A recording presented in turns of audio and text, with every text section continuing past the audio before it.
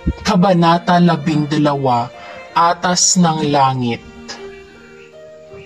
Nang matauhan ang binata, si Laura agad ang unang hinanap. Nagulat pa ito nang mamalayang nasa kandungan siya, hindi ni Laura kundi ng isang Moro.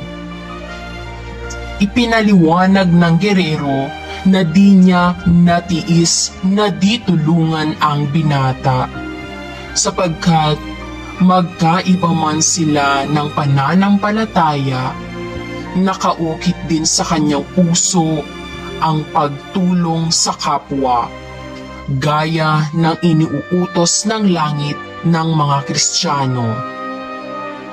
Sa halip na magpasalamat, isinagot ng binata na higit pang ibig niyang mamatay sa laki ng hirap na dinaranas.